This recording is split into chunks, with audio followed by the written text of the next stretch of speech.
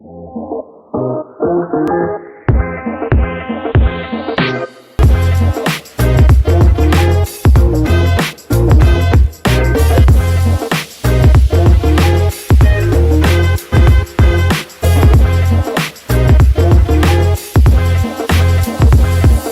you all for joining us today.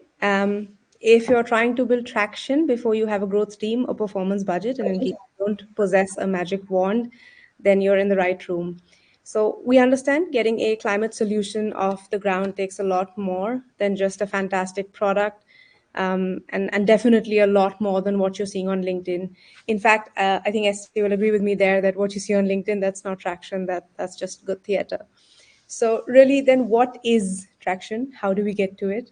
And how much of whatever this it is needed to win investors for the next round of funding?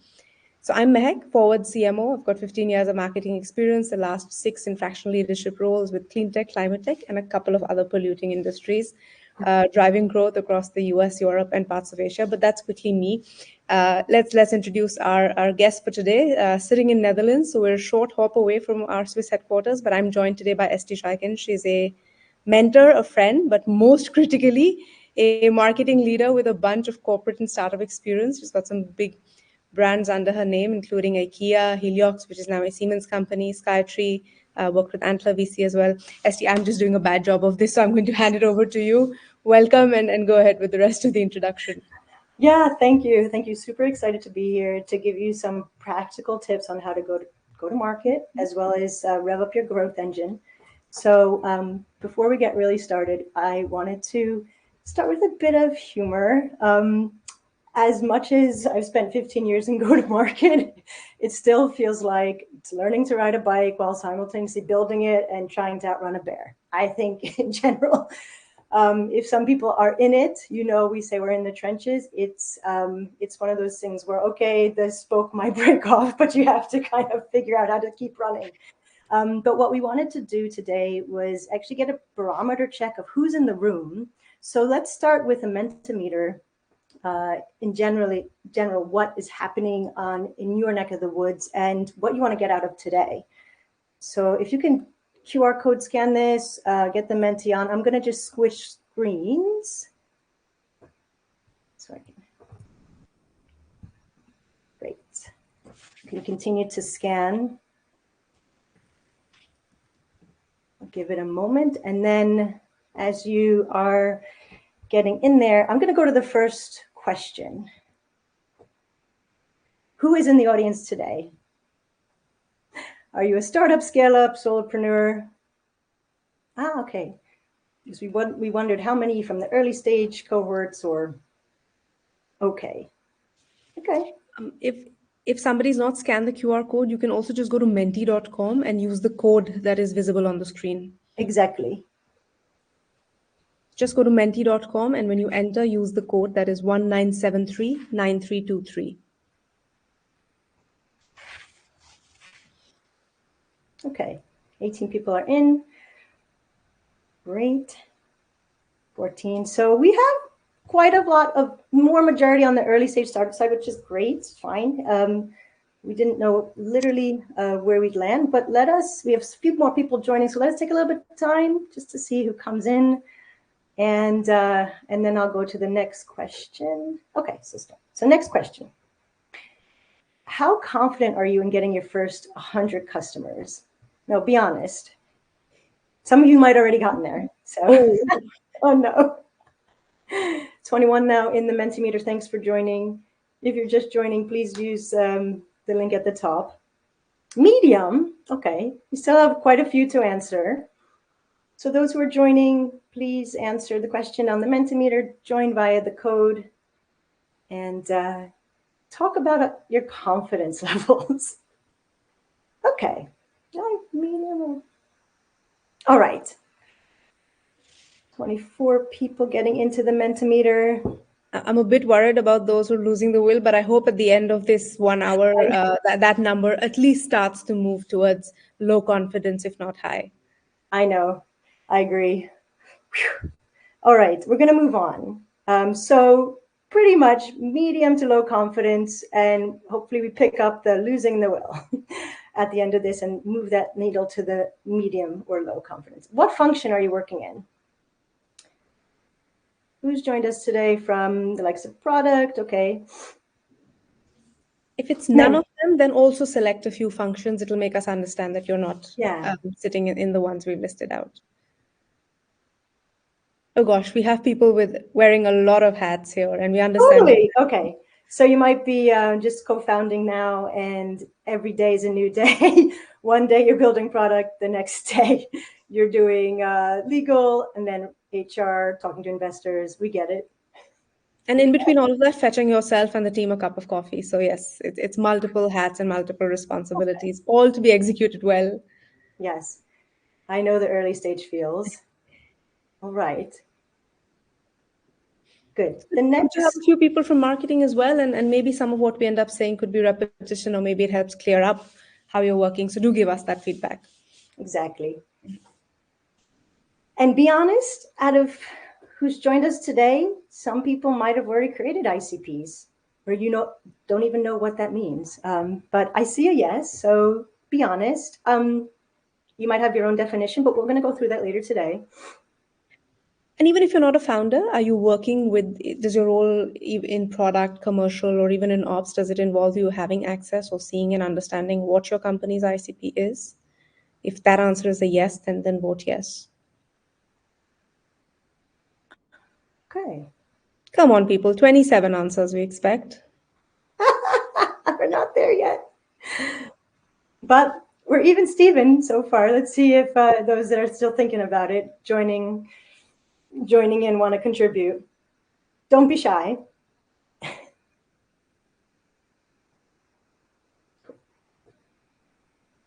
All right, we've almost reached 17. I think still some people thinking about it. Okay, so I guess there's a split here, Mehak, of those who've created, potentially partially all or fully ICP, and those who haven't, but it's great. We're going to touch upon that today as one of the tools and what type of tool we decide to use. The next question, let's get going here. And last but not least, where are we based? You can be based in multiple locations according to the answer, but just put down the, where you're located now. And then we'll get a good feel for who's dialed in today. Woohoo. Adam, that's a fantastic one from you on defining or at least giving us the full form of ICP. So if you're stuck somewhere there and figuring what that is, no is the right answer. Mm-hmm. Okay. Ah. North Chicago, UK, Spain, Latvia, Sussex. Nice. Stockholm, New York. Well spread across both ponds. An early good morning to the ones joining us from LA. Yes. Thank you, people from the West Coast, just chiming in. We hope we get your day started on a high. All right. Well, this gives us a good sense of where we're at. And now I'm over back to the presentation to get going. All right. Yeah, so thanks for that and for the input. So it gives us an understanding of who you are and in ways that we can help tackle some of your queries. But Esti, I'm going to kick this off by starting with some very somber numbers. I've been reading a lot of articles more recently from Forbes to CB Insights on startups, and I came across a shocking stat that 90% of startups fail. That is just a huge number. Of that, what I've discovered is almost 50% of them fail due to no market need, which means they're building solutions in search of a problem. And another 23 to 25%, so a quarter of them have a poor go-to-market execution. Now, another one, along with the ICP word, is GTM, and almost everyone has heard of GTM or go-to-market. Everyone knows of it vaguely. And I think and that's where the challenge is really, it's vague. So tell me, what are some of the critical pillars of go-to-market, and what, when not done well, is really what causes this 90% startup failure rate? Yeah, this is great to touch upon first and foremost. When I helped launch Antler Netherlands, pre-seed VC here, we put that stat out there, and generally, I think it doesn't like go to market to date. We taught people, they thought, oh, it's an MBA textbook definition. It isn't really. What I like to think of it as is it's just basically reaching your early majority. And there's three pillars that we consider. There's a framework that I've relentlessly used. The three pillars comprised of market opportunity, your market strategy, and your organizational fabric. And what we mean by this, for those early stage founders that are creating their pitch deck to investors, that market opportunity, of course, addresses your size and growth of like biggest market opportunity out there, who you're targeting, your TAM, SAM, SOM, and the need, what problem you're really solving, and how big is this problem. That regulatory around that market opportunity, that's shaping that market. Regulation is key and important in the climate tech and clean tech sector. Competition that's playing in it. And then we look at a little bit of market strategy. This is basically, how you underpin your differentiating factors and wrap that up in a value proposition, which is one of the practical tools we'll share with you today. And what type of, you're building one product, but how does that product need to be localized? What are the distribution channels for that product? Partners you might need, that marketing and sales strategy. And finally, we won't really get to this today, but organizational fabric. I think under that go-to-market framework, you also want to take into consideration, of course, the team and the structure of the team, the talent you need, the execution of firepower you need, literally, to get things going, and the KPIs you need to set, as well as any other considerations for setting up legal entity and culture and values. So basically, we talk about go-to-market in these three pillars, and generally what we think today are giving you practical tools on the need and looking at a little bit more about how you wrap that up into an action plan with your value proposition and your channels. Back to Mehak. I see one of the things you mentioned there is competition. And, the more companies that I end up speaking with who are in clean tech, climate tech, or even new cutting edge technologies around deep tech, they tend to say, we don't have competition. And that's a very odd place to be, right? Because people are solving this today somehow. How important is it a piece, and where can it be leveraged to look into what your competitors are doing?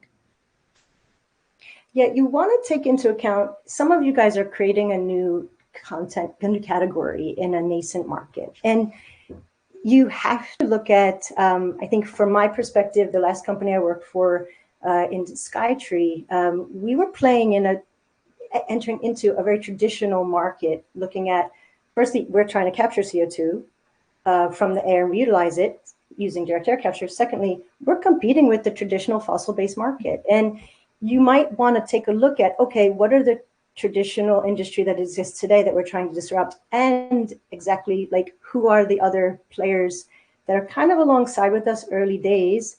And I find that don't overlook that because they're also going to be racing with you. But do look at a little bit more about the way that they frame their problem statement and their customer definitions. So I think this is not to be overlooked. Yeah. And then the other one, of course, is companies who come and say, who've got let's say the first few customers say, we're already in the market. How can you help us go to market? What would you tell them? Oh my gosh. Yeah.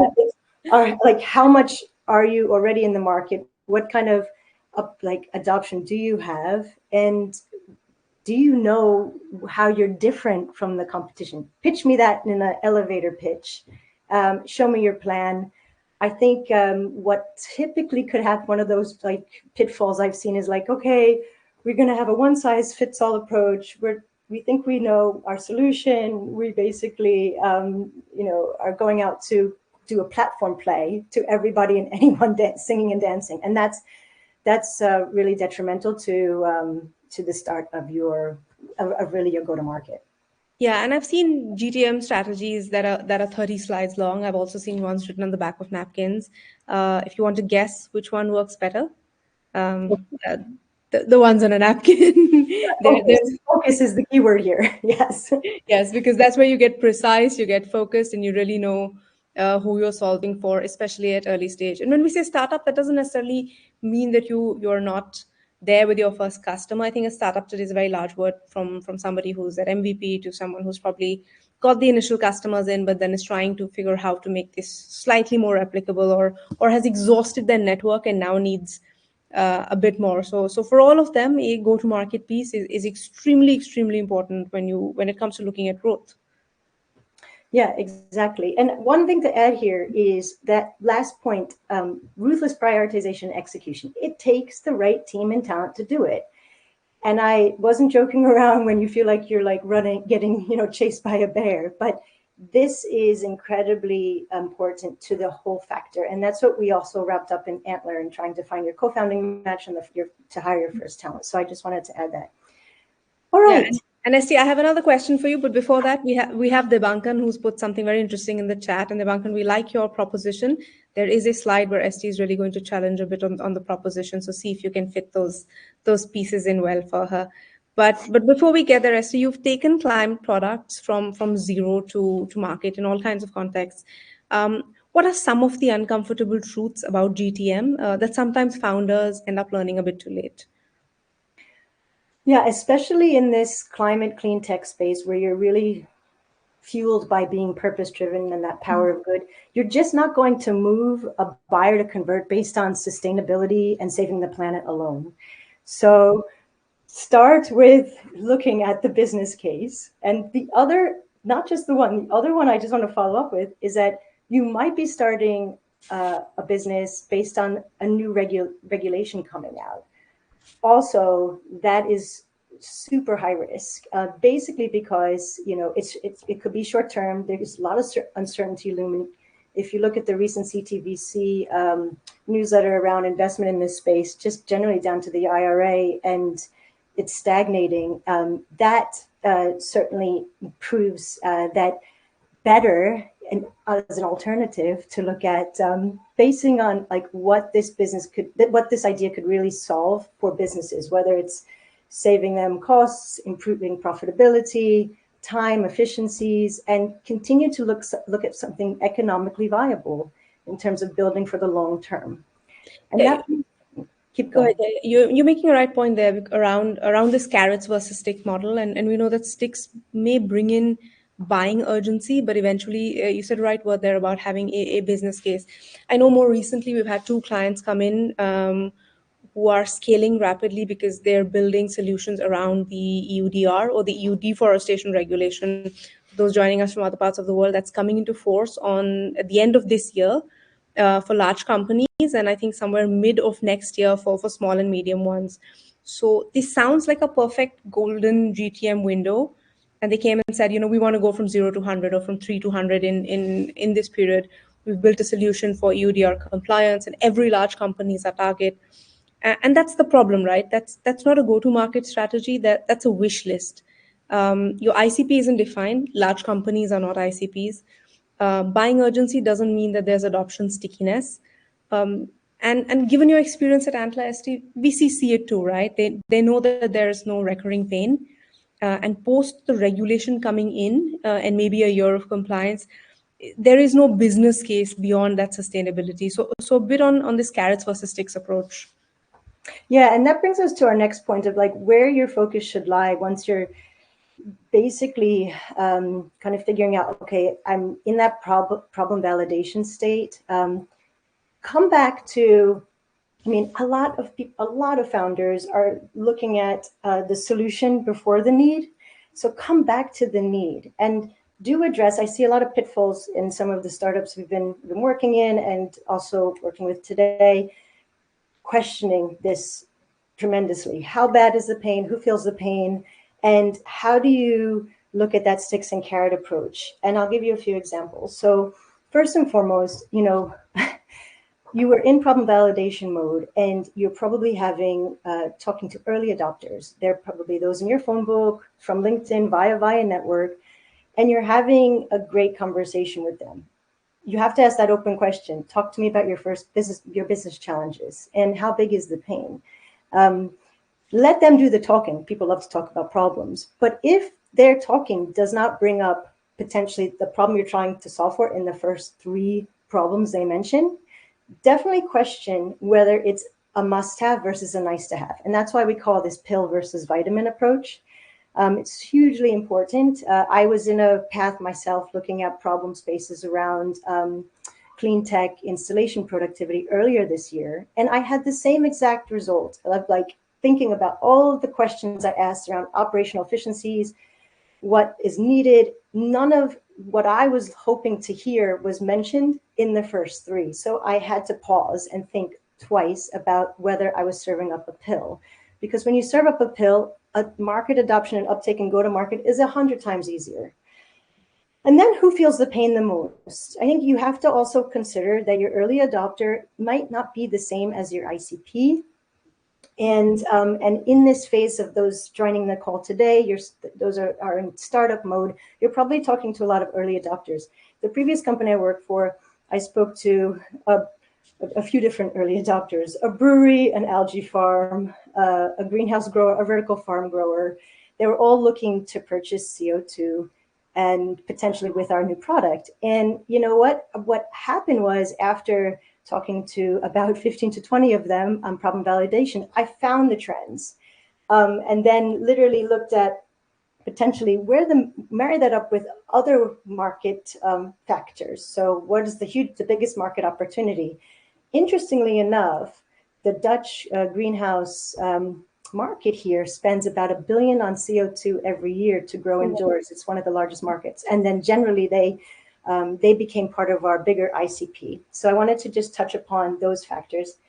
And to add to Mahak's point about the stick versus carrot approach, the previous client or current client we're working with literally was banking on the omnibus directive and it going through to streamline basically all sustainability reporting and compliance earlier this year. But that has been pushed back. And then we asked, what are we going to do now? And we had to kind of go back to, okay, what problem are we really solving for? And what is the business opportunity? So these are the bigger factors to take into, like, if you are literally running and you think, oh, I'm building the solution, just make sure you come back to really documenting the need. Yeah, and that's important also when it comes to identifying, let's say, the pace of your pipeline eventually, because if you are a vitamin, or you could be a pill, so you could be part of a problem or a pain of a particular person, but you need not be the most critical thing for them. So yes, they have three big pains to complete their job. You're one of them, but you're occupying 20% of that ecosystem and not 80%. And that doesn't need to be a bad thing. It just allows you to think hard about, okay, if I'm a smaller pain, is there a way that I can tell them, look, let me get in, let me solve this for you very quickly, and now your pain ecosystem is down to 80% and you've got a short win. And if you are everything really that's troubling them with their work and their output today, then already that you're occupying primary space in their head, and you're also going to potentially end up having a shorter sales cycle versus other products. So super important to also contextualize the pain vis-a-vis the pain or the opportunity that person has regarding other aspects as well, right? So don't see it in isolation, and that's where the challenge comes. Sometimes you only look at how a person is solving for just your use case, and not for really all the issues that they have from a business perspective. Yeah, that's a good point, to pretty much look at the bigger business challenge view.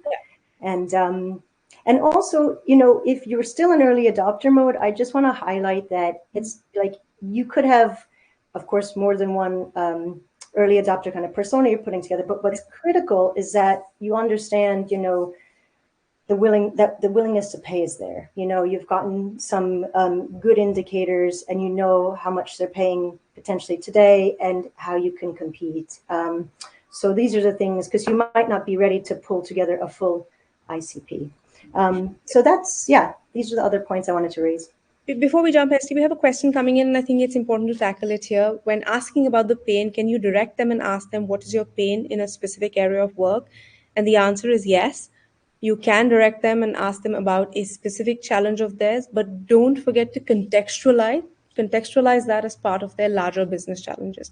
Otherwise, you end up thinking that particular pain is 100% of their business pain, not knowing what degree of that pain it is, what's the size, because that will affect their investment size into your solution. That will also impact the pipeline that you have. So whether you're a 2 month conversion or an 8 month conversion, those factors will also depend on really how much of that pain occupies their entire business challenge.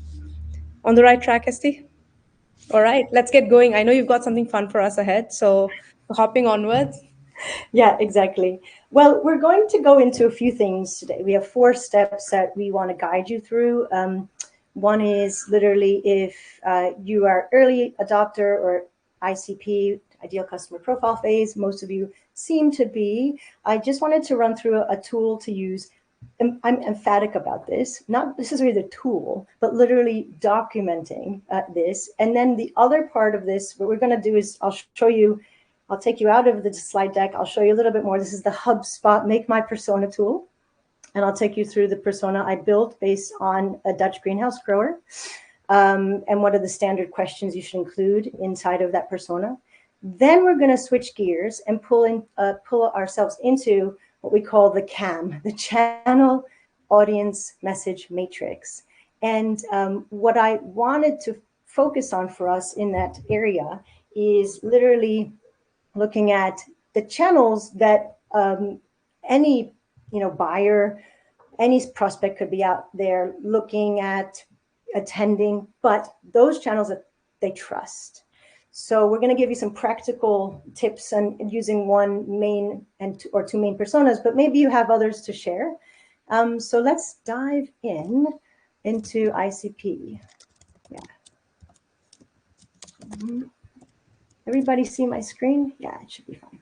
Okay, great. So I wanted to basically take you through Stefan.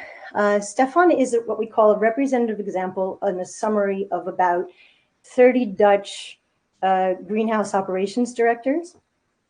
And oops, greenhouse operations director, yeah. And this is typically a survey of about 7 questions. So if you had about 10 minutes together, if you're doing this by yourself or you have a team member, have a power session and do this, because this is the way that you can start to really get a hold of who you're selling to and what they do and why it's important. So Stefan, representative age, middle age, and their degree. What are they doing? They're running the back-end operations for growing. What are they growing? Tomatoes, paprika, basically lettuces. What do they need? They definitely need CO2 in a grow room to boost crop yield. So what I did was I put in, you can kind of drag and drop little areas, but what you do throughout this persona is you're asked job responsibilities. So Stefan, he manages the operation team, includes sourcing, investing in operational tech, packaging, logistics.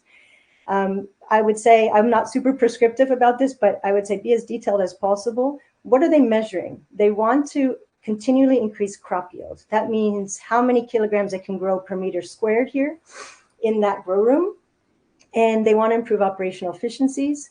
Who do they report to? What tools do they need? I spoke to all of them, and by far, they emphatically check their grow platform daily. I didn't know these existed before I joined this community of greenhouses, but literally it's there. It's like an automated system that controls climate, all of the water, the nutrients, the CO2 that's pumped into the grow room, as well as, basically calibrating it with seasonal effects and other things, other tech that they may or may not need.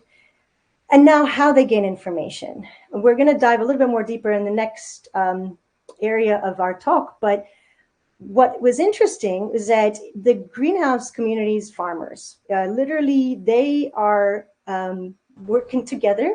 Interestingly, here in the Netherlands, there's over 400 consortiums, trade associations, of course, trade publications and conferences. How did I find out about this? I literally dived into the trade association, Greenhouse Trade Association first, to find and talk to people. And then I started to ask them the questions. And there's one in the Netherlands. There might be multiple in the US. There's, I think, a few different, for example. But it's a great place to start. And then you can document goals or objectives, their method of communication. as you can see, I put down, like in this survey, you can also like basically say, they're on SMS, like LinkedIn all the time. Growers, interestingly, or these operation directors are kind of half-half. They like their face-to-face. They like to drink a coffee. They usually meet. There's a small area of the Netherlands. There's kind of two areas of greenhouse growers that meet and have a coffee at different places one's called the World Horty Center, for example.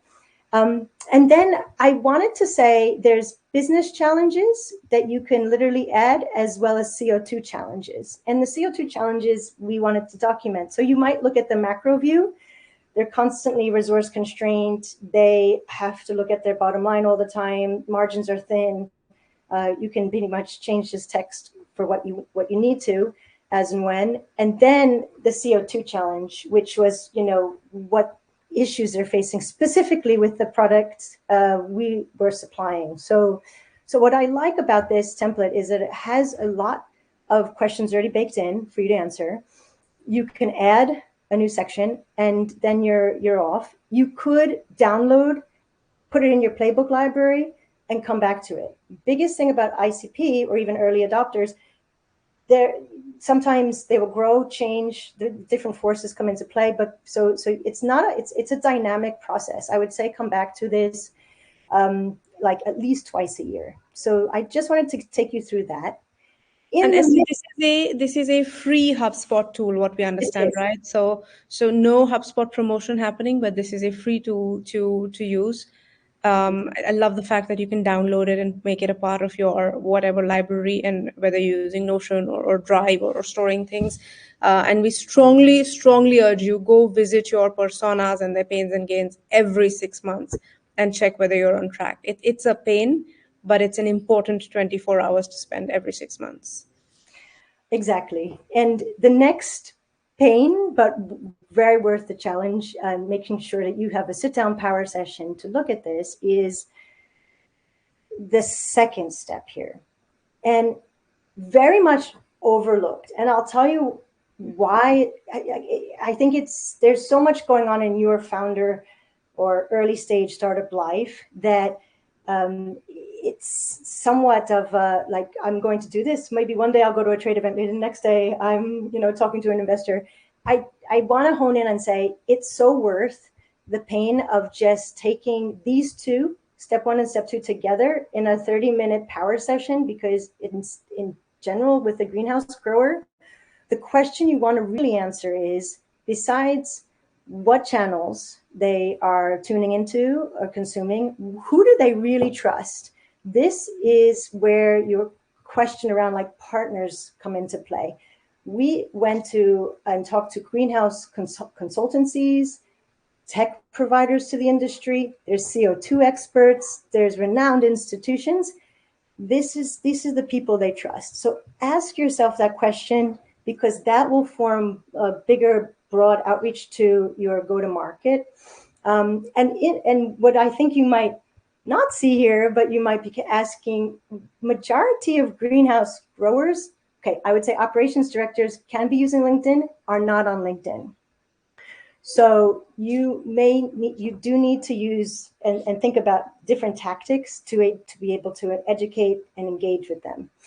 And even when they are, Esty, and a lot of people here are building building climate and sustainability solutions. Even if they are, the new thing we started now adding into this is the channels they use and the channels they trust. If you see, for instance, we did another ICP, which is around small sustainable business owners selling candles. And no, we're not selling them CO2, but for a different client and a different proposition. We found that Meta and LinkedIn were channels that they all are on, but those were not channels where they purchased anything. So you couldn't show them an ad on Meta and get them to convert. There had to be other ways to get them to get talking to them and to start building trust. And at this point, Meta, unfortunately, is becoming a very overused tool. So it's really important to ask yourself, whether B2B or B2C, what are the channels that my ICP is using, and what are the channels they trust? It's important to be visible on the channels they use, but it's important to have the right messages on the channel they trust, to then ensure that you're looking at conversion. And really, Esti, this slide is now your marketing plan, right? So what channels should I use if anyone wants to know? You have it right there based on your ICPs. Yeah, exactly. And I think that way that I fast track, just to give some tips, I find that what sometimes are overlooked, if the trade associations, if you're scouting for membership, are kind of a gold mine to where you can start, and then you ask what events do you belong to. You can find your industry experts, you can see what newsletters people. So don't overlook that, because that is a huge part to this. And I think the next question you might be asking is, what about the message? And at this point, we have like a few things going, but I wanted to wrap up in terms of, if we have some marketeers in the room, we don't want to make this a total marketing exercise, but what we do want to make this is a very good exercise for you to take away in terms of asking yourself how to draft a value proposition per market. These are the questions you need to answer. We work with, who struggle with, we help them by, provided by, which means. It's a great tool that then helps, again, document what you know today. And you should do this per market. So if we were to do it for the greenhouse growers that we interviewed at Skytree, basically we can say growers who use X amount of CO2 per year, they struggle with managing increasing prices, volatility, unreliable supply of CO2. They also have potentially need to be carbon neutral by 2050 here in the Netherlands. So you then talk about the value add. What benefit do we bring? And this is part of what you should continually put on repeat inside of your message. What do you provide them? What do you help them by? Cost-effective, reliable, stable solution by providing, either you're doing something in hardware, software, piece of tech, and then this is the benefits to your business. So we hone in on, CO2, then we talk about tech, and then we zoom out to full business proposition. So you can basically use this, I would say, for any market. I think in terms of candles, I don't know, Mahak, do you want to talk about maybe the Yeah, candle I was proposition going here? to come to that. When you start talking a little B2C, or if you're B2B2C, possibly the who struggle with becomes who want, and then try and understand what their want is at this point. And of course, they could want a 100-day cruise as well, but that's not the point. But what is their business want versus a struggle? And I do want to emphasize that the which means, which is at the bottom, the benefits the solution brings, please be data driven. Let's identify what is the, when we say independence, when we say cost savings, is there a way that your business can measure it? Is there a way that you're going to work with your early adopters, especially your early adopters, to calculate it so that you can then communicate this to customers? Please don't say you're 99% cost efficient, 99.9% uptime. These are not real numbers. So let's get real numbers, because people are now beginning to ask real questions as well. Yeah, backed by proof and evidence. So if you could take a total cost of ownership, potentially today, compare your product on total cost of ownership and cost savings, great. And then you have the calculations on proof. Of course, probably more or less the values that you're trying to stand by are being as transparent as possible. So this is why I just wanted to add with Nehak, yeah, you definitely stay away from the greenwash, but try to think about the metrics that matter, and as well having the backup source. Um, Good.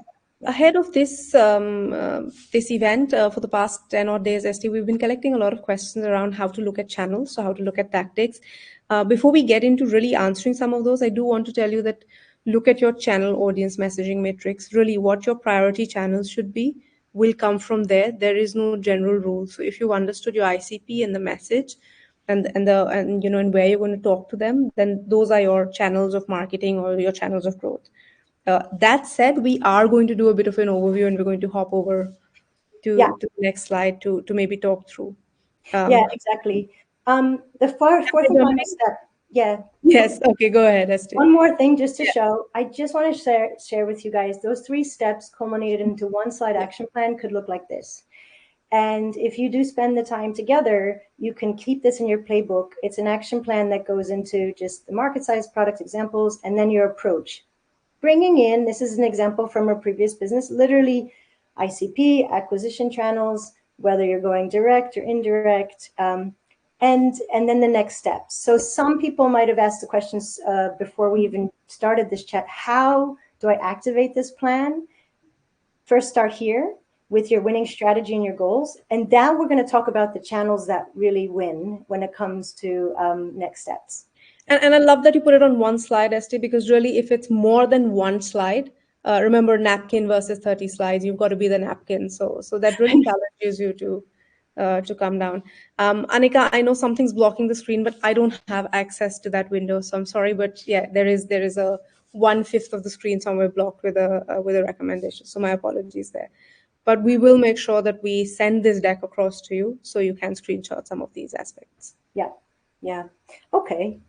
Now, over to the next topic of conversation. You're probably all thinking, where do I start? Let's talk channels like Mac was talking about. So LinkedIn SD, if it fits into your acquisition, into your audience channels, then yes, please use it. But if it doesn't, don't get FOMO, right? Use it carefully or not at all. Yeah, exactly. And then the thing about LinkedIn is there's so much noise. I know generally the algorithms are changing, but if you go back to the channels you know your potential buyers are looking at, that's what matters. Um, and then cold outreach, it's actually not super dead. I think there's a new way to reignite cold outreach, but what is pretty much what matters is that it needs to be paired with hyper targeting. What do we mean?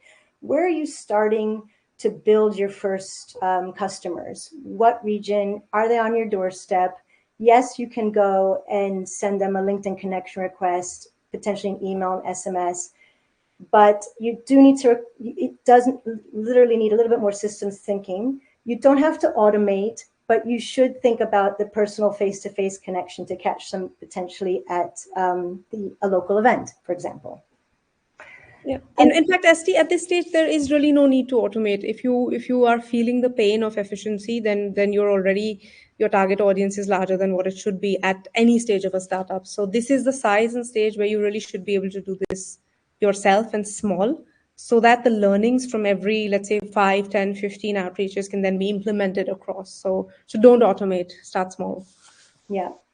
And we put these channels purposely up here because when you think about majority of potentially our B2B, will come upon the B2C. B2B works with the first 4 channels. Literally, this is the lifeblood of a marketeer. It's a multi-channel approach. And it comes to events and PR, there's definitely an exhaustion to it, but you have to look at some really nice niche conferences or events where you can have quality conversations, trade associations. And then when it comes to PR, look at the topics that matter. If you want to announce fundraising, you want to have a regular drumbeat of potentially announcing partnerships. It's great for building credibility. And that's pretty much first and foremost what you need to establish. So we're trying to give you the fast track to think about these channels, mapping out these channels in best possible way, and trying to start small. So cold outreach, you have a list of potentially 20 leads, stakeholders that you want to reach out to. Think about going to their LinkedIn, for example, seeing if they're attending any events, literally seeing if they have anything on their LinkedIn channels, that topics that they're talking about. So use them in combination. It's a multi-channel approach. And lastly, I think there's a few things we wanted to touch upon for B2C, right, Mehak? Absolutely. I think with B2C, when you're at a startup stage, and I've spoken to 2 founders, in fact, last week who are building B2C products who've kicked off with Google Ads and ads on other social channels. And my recommendation is don't. The B2C model at startup is a B2P model. P is not necessarily partnerships, but partners. So people who could amplify you. is there a trade association that could amplify what you're doing? Even if it's is there an accelerator? Is there a VC? There's an edtech product. Is there a mommy group?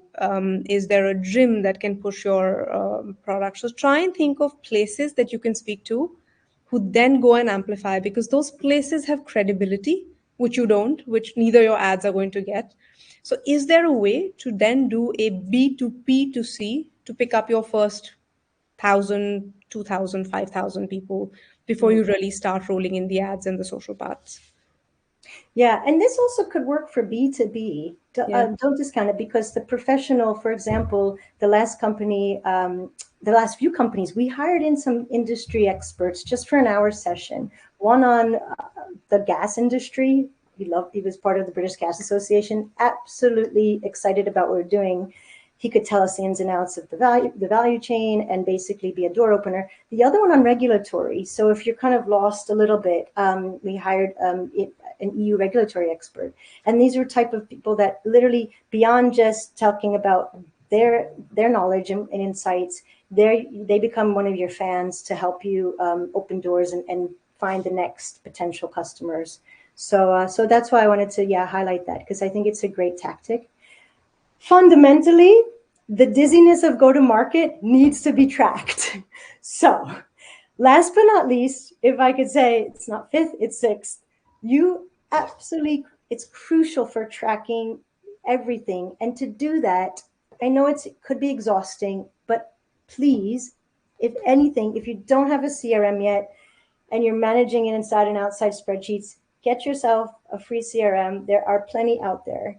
And that documenting everything you do there can help synthesize the insights on literally looking at any, like if you're deploying, say, for example, an AI like circle back notes taker that could be attached to every conversation you have. And then you can sit down potentially monthly to look at, okay, what are the main buying reasons? We haven't divided and conquered on our value proposition yet. How can we use this? We've had like 30 conversations. We do have some pipeline built, but how do we really hone in and build this inside of a great value proposition, which we can create better messaging for and talk about the topics that matter. Esti, So I may add something there, which is to please invest in a paid CRM. It's one of the investments that's worth it. taking that Integrate your page. data. That doesn't need to be, especially in B2B, and I have nothing against tools, but that doesn't need to be a clay integration, which requires developers and other things. But pick up something that where you can connect some of the channels that you're pushing. You would have a few digital channels going, so pick up something where you can integrate a few channels. You'll be able to get early insight. You'll be able to see how many touch points are required to help a conversation, how many times was a presentation opened on slides 2, 5, and 7 instead of the whole thing. You'll get some really valuable pieces of information. So make that investment. Pick whichever one's your favorite. I'm not going to tell you ours, but do that investment. Don't go lean with it. Make that investment, because that's a lot of extra insight that's coming in without you necessarily having to do the hard work. Yeah, for sure. I think that kind of brings us to the end. I think there's maybe some room for questions. I know, Mehak, you probably If have you guys have questions, please pop them into the chat. I think I've tried to tackle the ones that have been coming through. I also think there was one that came in right before the event started, and I think we've managed to slide it into a slide, which is some of the AI tools that we recommend. So Esti, if you'll quickly probably hop over to the next one. It's a bunch of AI tools. Again, these tools don't replace strategy, so don't go tool first, go strategy first, requirement first, and these tools help in amplifying it. So a couple of these where there are free versions as well, and this is really, if you were to ask us what's our stack, then this is what we'd end up using. But also, please use the next 5-10 minutes to ask any questions that we can answer. Mhm. Um, Recommended tools for CRM for startups. Um, I'm going to say this, but I would say get yourself a HubSpot. It's worth it. Get yourself a sales and marketing starter pack. There are also various starter schemes that they have, but do that. The moment you pick up sales and marketing, you can integrate your website, emails, meetings, documents, along with pipelines, and you can start seeing what's happening. So it's more from a seeing perspective. Um, And that's what we do. I have another question coming in. How do we grow without the funds to hire yet? Well, it depends what you need, right? So, uh, what do you need to grow? Esty, there was one question that came in as well, which is how much is enough to pick up another stage of funding? And maybe you can just tackle that one rather quickly. Yeah, so some of you guys might be at pre-seed, seed, or Series A. When you're at pre-seed, basically you are looking at a go-to-market plan, which you can secure. Your main goals are securing LOIs, MOUs from the mid to large B2B players. If you're in B2B, these are the B2B players that I would say, a lot of those B2B are like maybe gearing towards enterprise, but they're the innovation leaders of their category, of their industry. So do move to that type of like kind of B2B player. When it comes to B2C, we always said at Antler, within the first 10 weeks, get your 100 signups on the landing page for those that want to use your tool or want your product, and that's a good start. Seed stage, it's like depending on the phase, but I've been in multiple businesses where we start with pilots, right? What pilot region, who are our pilot partners? Of course, they're innovation leaders. They're willing to be your first great case studies, but you want to make sure you gear towards potentially signing paid pilots around 3 to 4. And those paid pilots should be followed on by potentially volume or supply agreements for offtake, and that will set up your contract manufacturing if you're doing hardware, or literally your pipeline for years to come. And that's really an important part of probably where most of you are at, is just making sure that you're not doing too many free pilots. I think that's a huge detriment. Even if it's a small contribution, then there's like a real buy-in from that pilot partner, and that literally you can name all your terms. Something that comes amiss usually from a founder, normally because with a marketing mindset, we come at this and we say, build in a contractual right to use all their logos, to do joint communication. Yeah. All that makes a huge world of difference. So then you set up your literally announcement, that PR, the way that you can talk about that case. Yeah, and then on the B2C side, we think about seed stage B2C as like a conversion rate, which you want about 5 to 15% and 1 to 5K MAU. It's a barometer check. You potentially at that stage know a little bit more on your CAC as well. And finally, Series A. Series A, the mentality should be, I have a repeatable sales process. I know what works with a sales team and partners I can leverage, and I know what doesn't work. And then you just literally need to convert that pipeline. You need to know the buying arguments as well as the objections, as well as all of the channels that are working. So that is the engine. That is what we refer to as the growth engine working. And it gets more interesting because a lot of climate tech and clean tech founders are pretty ambitious. They want to go across the pond, global, ASAP. And it makes a big difference if you document all this as well as create that playbook before that Series A time so that you're ready for international expansion. Like I said, right when I first started, one of the parts of the go-to-market framework is to localize. And there's a lot to think about there. And for B2C, Series A is all about recurring revenue. The traction and talk you're having is recurring revenue. CAC starts to come much more into play. You started at seed, like knowing, okay, we have some sort of understanding of CAC, but now we need to drive CAC down at Series A a little bit more. And this is where you're starting to take charge of like ARR a bit more. So this is the points I wanted to raise. I hope this makes a lot of sense to you guys, but always here to chat further. Chris, you were asking a question around IDing consumer pain in B2C. And while there isn't a set formula, because pain becomes a bit wide, but I tend to use something which is called time, money, shame data. So time meaning what are they spending a lot of time on that shouldn't be hard, or that they're spending, but it's becoming a part of their life, which is more a chore than fun. So you could be solving for that. money? Are they overpaying to solve something, or are they overpaying on something? And are you a substitute in that sense of it?